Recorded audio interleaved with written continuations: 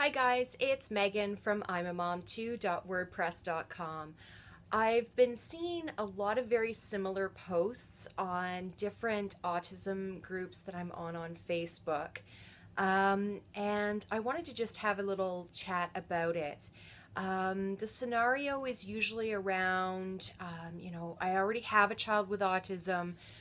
I just took my second child in for assessment, and either it looks like that second child has autism as well, or has just been diagnosed on the autism spectrum as well. And I don't know how I can parent two children with autism. Um, so, firstly, totally normal to feel overwhelmed. That will always be. I mean, there are great days with children with autism, and there are really bad days with autism. But the good thing is that the next day will be better. Now, the statement of, now my second child has been diagnosed with autism as well.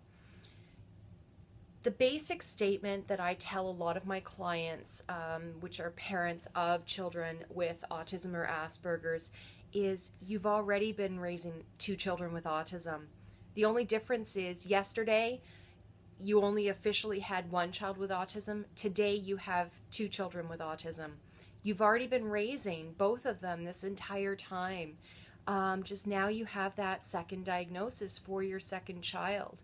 They are still your amazing child that does all the crazy autistic behaviors, whether it's, lining up all of their toys from biggest to smallest, or color coding everything, or doing circuits around the inside of your house for 5 minutes, 10 minutes, an hour, 3 hours, whatever.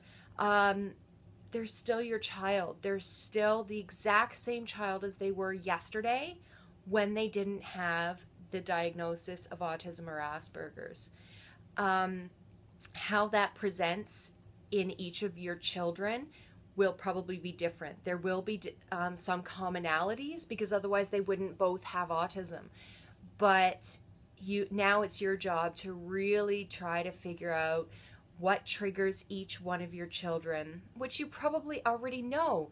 Again, because you've already been parenting two children with autism. Once we actually got diagnosis for my stepdaughter, who is 10 years older than my twins, everything suddenly seemed to make sense. Her younger brother, so my son, got diagnosed at 3.5 years old with autism.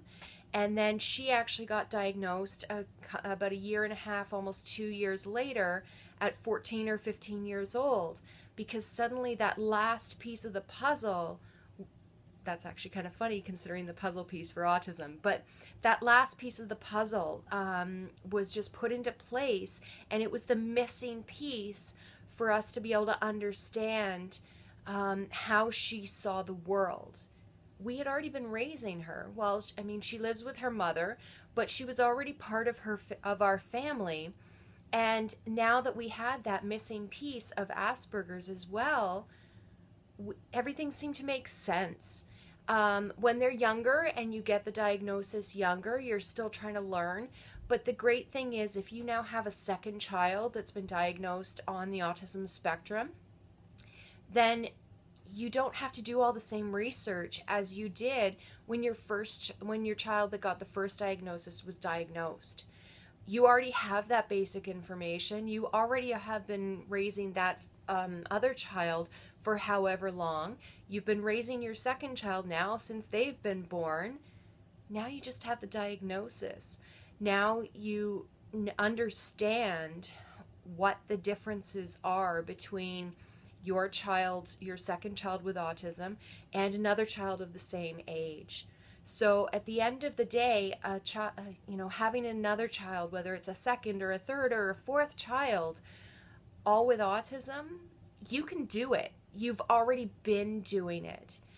Now you just get to activate, for lack of a better term, the additional supports that you can access within either the school system or the community or the university post-secondary education system, wherever your child is at whatever age they're at.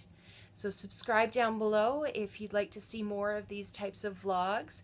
And be sure to follow me on social media as well.